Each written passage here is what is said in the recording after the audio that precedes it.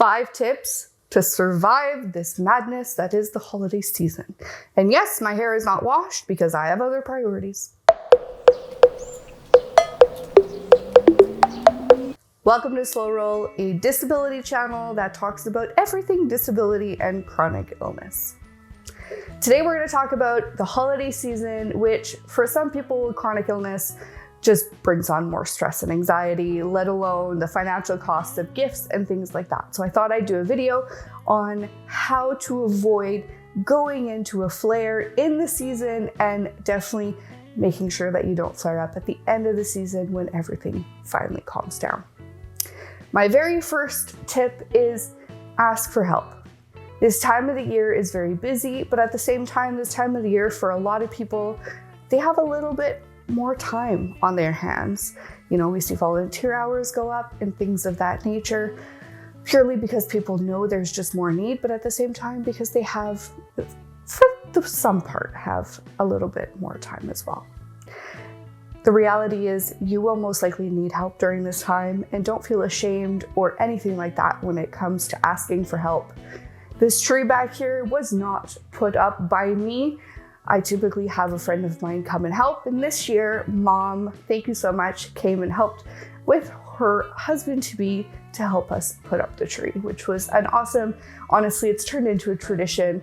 I sit on the couch while we watch some movies and help put the tree up by, you know, just my pure and utter fantastic leadership.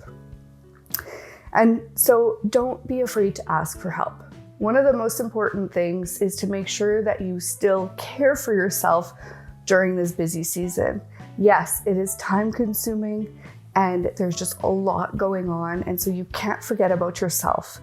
Make sure you carve some time in for your rest, time in for just your basics, and a little bit more. You need a break too, and chances are this season is going to be busy, and so you're going to need a little bit of extra time for yourself. That'd be sit down, read a book, watch your favorite movie of the season, take a bath, whatever. You need to not forget about yourself. The very third thing, and it's an important one as well, but it's just one of those things that you got to do that you like it or not. Try and maintain your routine as much as possible. That it be not having caffeine or alcohol. I know sometimes during this time of year, it can be challenging to avoid those little luxuries. But make sure that you try and limit those things that you know are not going to help you tomorrow. Make sure you take your meds on time. I know it's not always easy when there's parties and things around. That'd be adding alarms to your phones to make sure that during this busy season, those alarms will remind you to take your meds. Things like that are going to make sure that you stay on track just a little bit more than you would have had you not. Pace yourself.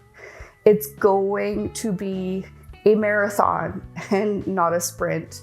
The holiday seasons can be a very long one. Our very first party is in just a few days, and we are hosting multiple this year with the new house and the renos. Everyone wants to come and see us.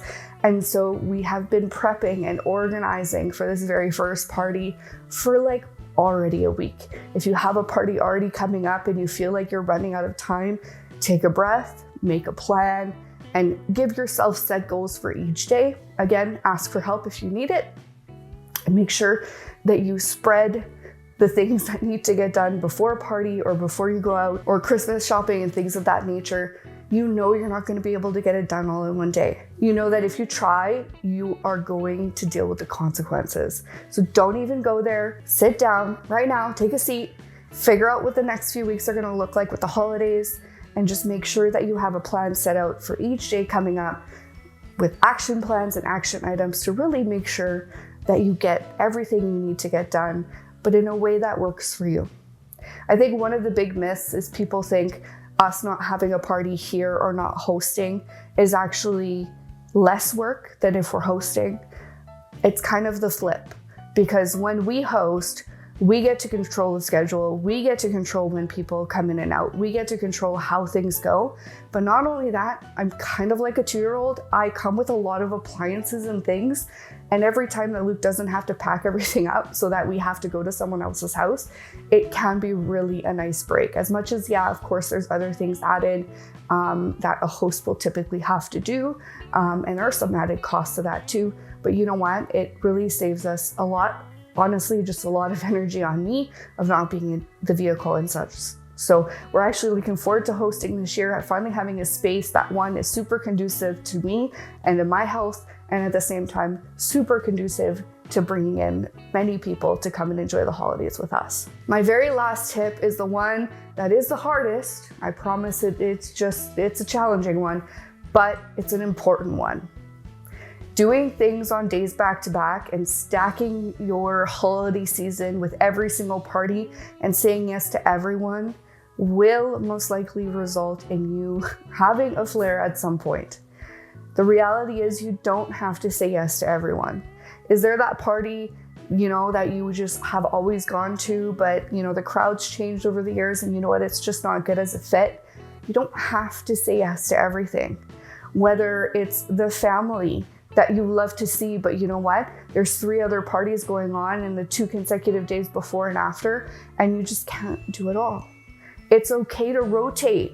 Do one family one year, the other the next. I know it's not always fun to have to make those decisions, and it can cause a lot of additional complications from family. But if they don't understand, you know what? That's not your problem, that's theirs. You need to make sure that you respect your body enough to know when to say no and to give yourself a break. So this holiday season, before you say yes, ask yourself, should I say no? I hope this video has been helpful. If it has, we would love for you to subscribe to the channel and join our wonderful, inclusive family of people with disabilities and chronic illness. I hope you guys have a wonderful holiday season. We will be back on Wednesday with another video for you. Till then, don't forget to slow your roll. Are you still not sure what to buy a few family members? They might have disabilities or chronic illness. I made a holiday buying guide. It's a good one. I promise you'll find some good idea in there.